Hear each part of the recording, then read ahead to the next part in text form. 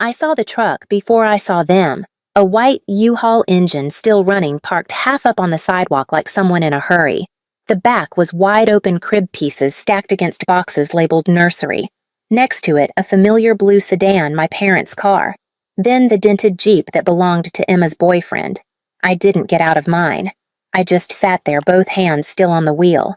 I could see my mother Susan pacing near the entrance of my building. She was on the phone with someone nodding too much. I cracked the window. "Yes, the locksmith should be here any minute," she said. "My daughter gave us permission, but she forgot to leave the key." My daughter. She wasn't talking about Emma. I stepped out, slowly pulled my phone from my coat pocket and dialed 911 with steady fingers. The dispatcher asked if there was an emergency. I said, "Yes. My name is Carly Evans. I live at 1447 Maple Street and there are people trying to break into my apartment." I hadn't spoken to any of them in over 2 weeks. Inside the truck, I recognized a rocking chair I hadn't seen since Emma moved in with Ryan, a box of baby bottles, a folded-up playpen. I hadn't told anyone I'd be gone today. They just assumed. I stood there in the cold, watching my family unload my future without asking. And all I could think was, when did they decide my home was theirs to take? Because this wasn't just about a nursery. It had started long before, and back then I didn't even know what I was giving away. I bought my apartment 2 years ago. It's not big, not flashy, but every square foot has my name written into it because I earned it the long way. After college, I lived in a studio over a laundromat. The walls sweated in the summer and froze in the winter. I kept my groceries in a mini fridge and my clothes in bins under the bed. Rent was cheap, and that was the point. I worked at a marketing firm by day and picked up freelance copywriting at night. I skipped dinners out. I skipped holidays. I said no to girls' trips, birthdays, and weekends away. I ate canned soup and oatmeal. I sent my full-time paycheck to savings and lived off the scraps of my side gigs. When I hit my 7th year, I had enough for a down payment. I cried signing the mortgage papers, not because I was scared, but because it felt like the first time in my adult life that something finally belonged to me. It's a 2-bedroom in a quiet part of town. Nothing extravagant, just brick walls, north-facing windows, and a tiny balcony that gets good sun in spring. I turned the second room into a home office. I work hybrid, 3 days remote, 2 in office, and that room kept me sane through pandemic burnout and budget layoffs. My parents, Susan and David, came to see it once. Susan walked through it like she was taking inventory. David tapped the walls and said solid bones. Then they didn't say much. No congratulations, no real reaction. They told me later they thought I was rushing into ownership, but I didn't buy this place to prove anything. I bought it because I was tired of asking permission just to feel safe. Every inch of it was mine. The coffee ring on the nightstand, the dull scrape where my office chair wore the floor down.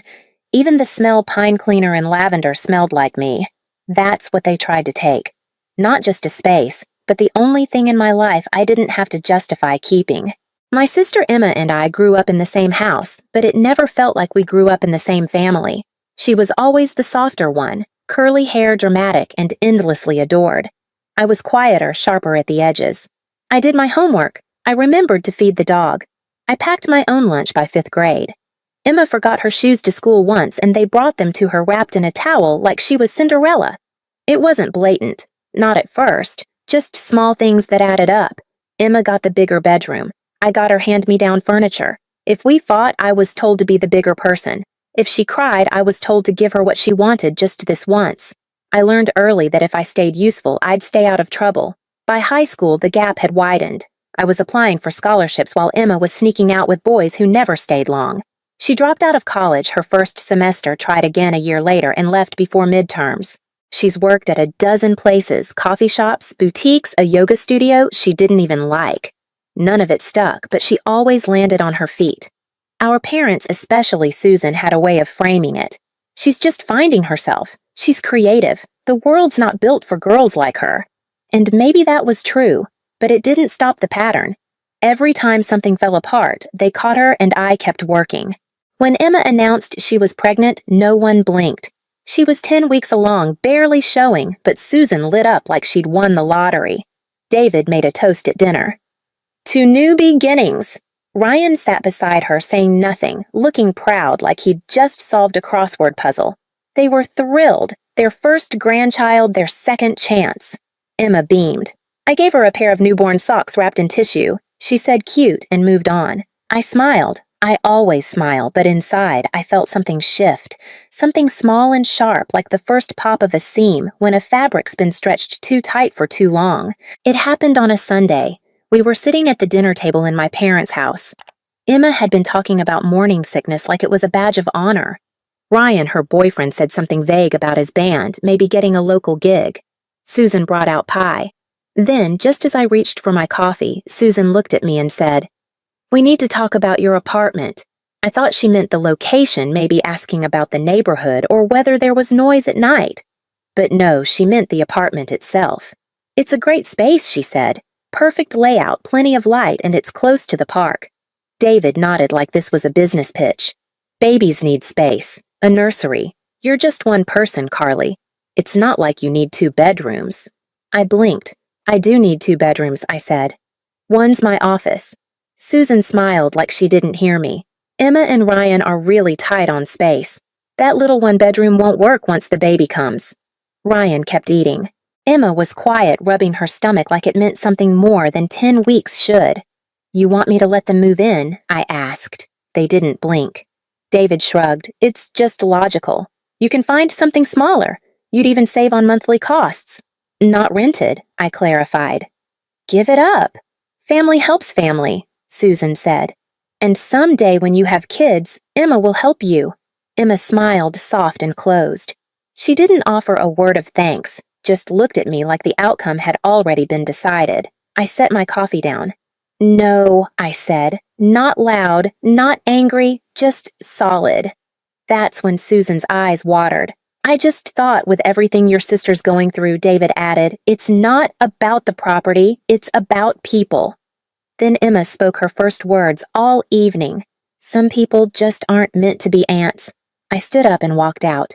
The texts started that night. Articles about family values, infographics about single occupancy versus family living, a spreadsheet, no joke from David explaining optimal square footage by head count. Then the phone calls from Susan, from Linda, my aunt, from cousins I hadn't spoken to in years. Each message carried the same undercurrent. I was being selfish. I was making a pregnant woman homeless. I was letting the family down. And no one, not a single one, asked why I said no. The thing about my family is they don't scream. They nudge, they imply. They layer guilt so gently it feels like love. Over the next week, I became a problem to solve. Susan sent me daily texts, quotes about sisterhood videos of babies giggling, a photo of Emma's bump that frankly looked like bloating. "She's glowing," she wrote. "This baby needs roots." David emailed me a cost breakdown. It showed how much I could save if I moved into a studio across town. He color-coded it, labeled "One Cell Emotional ROI." Emma posted on Facebook, "Some people just don't understand. It takes a village. Grateful for those who do." I didn't reply, but Linda did. So did 3 cousins. The comments turned into a chain of thinly veiled digs at me. "Kids show you who's really generous. Some folks forget who held them through the flu at age 5. I started dreading my phone. Every ding felt like a warning shot. I tried to explain that Emma wasn't homeless, that she lived with her boyfriend in a functioning apartment, that I worked from home, that my mortgage wasn't something I could just break. No one heard it. Or maybe they did, but they'd already written the story in their heads. And in that version, I was the villain. What cut deepest wasn't the pressure. It was the assumption that I could be sacrificed without asking. They didn't offer to let Emma stay with them. They didn't suggest a loan or help finding a bigger rental. It was always my apartment, my space, my life that needed to move out of the way because I always figured it out. I always said yes. I was the dependable one, the strong one, the one who made things work while Emma unraveled. And for the first time in my life, I began to wonder, was being dependable just another way of being disposable? I brought all of it, every screenshot, every voicemail to therapy. My therapist looked at me and said, "You're allowed to want a door that only opens from the inside." That line sat in my chest for days, because that's all I ever wanted, really, a space that didn't come with conditions, a life that didn't require permission. I thought maybe if we talked in person it would help. So I invited everyone, Susan, David, Emma, and Ryan, over to my apartment for lunch that Saturday. I wanted it to be calm, neutral territory. I even made pasta salad from my mother's recipe, thinking it might soften things. They showed up 45 minutes early. I was still chopping basil when I heard my front door unlock. My mother still had a spare key from when I first moved in. I never thought to take it back. That would change. Susan walked in like she'd never left. David followed holding a laptop bag, then Emma rubbing her belly again, then Ryan, then surprise Aunt Linda and her husband Michael. I hadn't invited them. I asked what they were doing here, and Susan said, "We thought it would help to have family present just to keep things constructive."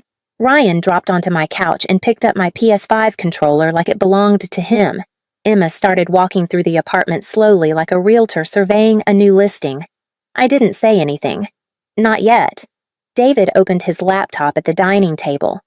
I put together a short presentation, just some thoughts on space utilization. "You'll find the logic pretty sound." Susan began rearranging my spice rack. I told everyone to sit down, but Linda beat me to it. "Carly, we're here because we love you and because family means sometimes doing things that aren't easy." Then came the speeches. David spoke about sacrifice, Linda about how her generation understood duty. Emma talked about her morning sickness. Ryan mentioned that his band might need a garage for practice. My building doesn't have a garage. I waited. I listened. And when it was my turn, I spoke softly. I said I understood their concerns. I wasn't heartless. I loved my sister. But this apartment was mine, not a community resource. I offered to help Emma look for a new place. I even said I'd contribute toward a deposit up to $1,000. Emma stood up. "I just need to see something," she said, and walked straight into my bedroom. I followed. She was in my closet with her phone flashlight out scanning the walls. "This would be perfect for the nursery," she said. "The closet's big enough for a changing table." "What are you doing?" I asked. "Just planning ahead. Mom said you'd come around." Back in the office, Susan was measuring the wall with a tape measure. That's when I knew this wasn't a discussion. It never had been. The next morning, I changed the locks. It felt ridiculous, like overreacting, but I couldn't shake the image of my mother with a measuring tape in my office and Emma in my closet mapping out a future they never asked if I was part of. I thought that would be the end of it. It wasn't. 2 days later, I got a text from Emma with a Pinterest board titled "Carly's Apartment Nursery Ideas." It had 47 pins, color swatches, crib options, a glider that cost more than my rent used to. The caption said, "So excited." The next morning, Susan called sobbing. She'd tried to let the designer in and had been humiliated when the locksmith turned her away. "Why are you making this harder than it needs to be?" she said. That same afternoon, the property manager from my building called. Someone he wouldn't say who, but we both knew had tried to add Emma and Ryan to my lease. When told only I could make that change, they asked about family transfer policies. There weren't any. The day after that, my security camera buzzed. 2 figures at my front door. One was Emma. The other was a woman in business casual holding a clipboard. They tried multiple keys for nearly 10 minutes before giving up. That night, the family group chat lit up. Susan Carly refused to let the nursery designer in. She wasted $200. "Emma, some aunt you turned out to be." "David, your mother hasn't stopped crying." "Happy now?" More comments followed. Some from cousins I barely knew. Some from relatives who hadn't spoken to me in years. All of them carried the same message. I was the reason the family was falling apart. Friday morning, I woke to 14 missed calls. Emma had created a public Facebook event, "Help Emma Move into Her New Home." The location, my address. 23 people had RSVP'd. I commented, "This is my apartment. Emma does not live here and will not be moving in." The event was deleted within the hour, but not before screenshots were shared in the group chat with captions like, "Cruelty documented," and "Imagine doing this to your own sister." I'd always known they underestimated me. Now I was starting to understand by how much. 3 weeks later, things went quiet.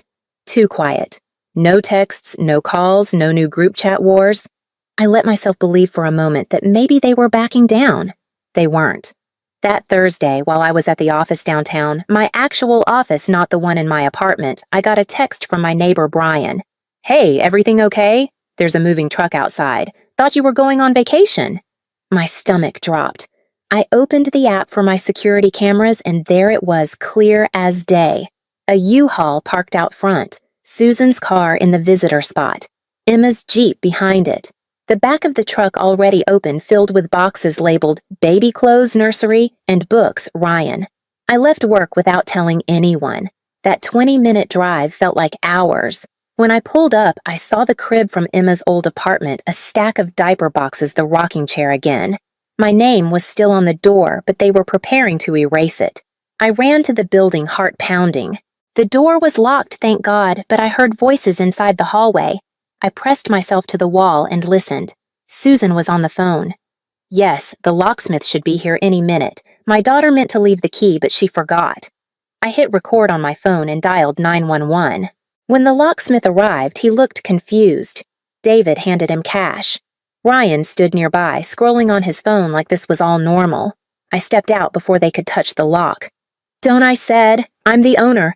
These people do not have permission to enter." Susan's face lit up. Perfect timing. We were just... No, I've called the police. "You're trespassing." Emma started crying immediately. "How can you do this to your pregnant sister Ryan without looking up?" "Dude, the truck's only rented till 4. The locksmith stepped back. "I'm not getting involved in a family thing," he muttered and left just as the police pulled up. I showed the officers my ID, my lease, the cease and desist letter I'd sent, and the video footage. My parents tried to spin it as a misunderstanding. The officers didn't buy it. Then came the best part. One of the 2 men they brought, guys I didn't recognize, got nervous when the officers asked for ID. Turns out he had a warrant for unpaid child support. He was arrested on the spot. The other man admitted he was a tenant relocation specialist. In other words, someone they hired to move me out if I resisted. He left before anyone else could speak. The officers issued an official trespass warning. Any further attempts to enter this property, one of them said, will result in arrest. And still, David turned to me and said, "All this for an apartment." "No," I said. "All this because you thought I wouldn't fight back." The next morning, I checked my mailbox and found an envelope from my parents. Inside was a rental agreement stating that I would be renting my apartment to Emma for $500 a month, already signed by Emma with Susan and David listed as witnesses. There was a note. "Carly, we thought this would be fair. You can stay with us until you find something suitable." Mom and Dad, I called my lawyer. We filed a cease and desist order against all 3 of them. I also filed for a restraining order and had the building formally trespass them. I changed my emergency contacts at work, removed them from my banking info and insurance beneficiaries. Then I blocked their numbers except through legal channels. The family chat exploded. Linda called me cruel. My cousin James texted, "Wow, money really does change people." Uncle Robert chimed in, "Your grandparents would be ashamed." Susan sent one final message. "I don't have a daughter anymore." David added, "All this for an apartment. Hope you enjoy living alone forever." Only one voice came quietly. "Sarah." My cousin messaged me privately. "Saw the footage. They're out of their minds. Stand your ground." I posted the video to my own Facebook. No caption, just the raw truth. In the days that followed, the harassment hit a different gear. Someone sent 5 food delivery orders I never made. My number showed up on a Craigslist post offering a free PS5. I started getting dozens of spam newsletters. 3 locksmiths called about a lockout request I hadn't submitted. Then came the lawsuit. I received a certified letter from their lawyer. My family was suing me for emotional distress breach of verbal contract, unlawful eviction damages for moving truck rental and storage fees. They wanted $15,000 in the apartment. My lawyer laughed when he read it. Actually laughed. He filed a countersuit for attempted fraud, harassment, illegal entry, and defamation. Then discovery began, and that's when everything broke open. Texts between Emma and Ryan's mom, subpoenaed as part of the fraud charge, revealed their full plan. "Move in. Let me keep paying the mortgage. Stop paying anything once the baby arrived." Claim I couldn't evict a family with a child. Eventually take over the apartment altogether. Emma even wrote, "Once we're in a year, squatters' rights kick in." We looked it up. They didn't. That's not how it works in our state. The lawsuit didn't last long. The judge called it baseless and a clear misuse of the court's time. Their own attorney, some poor man probably hoping for a quiet retirement, apologized to mine in the hallway. He'd advised against the case, but Susan and David were determined to be heard. They were just not the way they wanted. My countersuit moved forward. We had the texts, the security footage, the forged rental agreement. We had Ryan's mom's statements and the timeline to match. Harassment was clear. The calls, the messages, the food deliveries, the locksmiths. Trespassing stuck, even if they didn't technically break in. Fraud. That was the crown jewel. Emma got 18 months probation and 100 hours of community service. Susan and David received 12 months each for conspiracy. The court ordered them to pay $7,500 in damages and cover all legal fees. They were given 6 months to pay. I didn't post the verdict. I didn't message the group chat. I didn't call Sarah to celebrate. I just went home. Sarah told me later that Linda deleted all her Facebook posts. Uncle Robert stopped returning Susan's calls. A few cousins quietly unfriended Emma. I didn't care. I wasn't tracking sides anymore. Emma gave birth to a girl. I found out through Sarah. I haven't seen the baby. I don't intend to. Maybe that makes me cruel. Maybe not. But I've stopped living in the house of maybe. I got a promotion.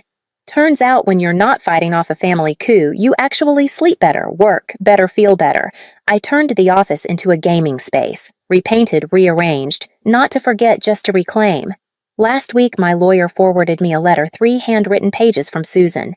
She missed me. The family had changed. She wanted to move past this. There was no apology, no mention of what they tried to do, just paragraphs about her grief, her disappointment, her hurt. I read it once, then I folded it up and dropped it in the trash. I didn't need to scream. I didn't need revenge. I just needed it to be over. I haven't spoken to Emma since the court date. Not when she gave birth. Not when Susan posted a blurry photo of the baby swaddled in pink with the caption, "The light at the end of everything." Not when Ryan disappeared from the picture, packed up his gear, and moved to Los Angeles like he'd always said he would. He'd had $23,000 saved, separate account. Sarah found out through his mother, who was just as blindsided. Emma had no idea. Turns out he'd never planned to stay. Not with her. Not with the baby. Now she lives back at home. 5 people in one house. Emma, the baby, Susan, David, and the echoes of a plan that didn't work. David picked up extra shifts. Susan retired early to help with childcare. Sarah says the baby cries a lot, that Emma's overwhelmed, that Susan is too tired to pretend it's fine. Sometimes I think about the baby. She didn't ask for any of this. She didn't lie. She didn't manipulate. She was just born into a storm. So I did one thing. I set up a trust, small but solid, just enough to give her a choice one day. She won't know about it until she turns 18. Emma won't be able to access it. There's no note, no card, no strings. It's not for them. It's for her. For the girl born into a mess I didn't make but refused to clean up. I don't know if she'll understand. Maybe she'll resent me for not being around. Maybe she'll never even know my name. But if someday she opens a letter with her college acceptance or signs a lease she chose for herself or simply looks around and realizes she's free, then that will be enough. That will be mine. I learned that boundaries aren't just lines you draw. They're the foundation of who you are.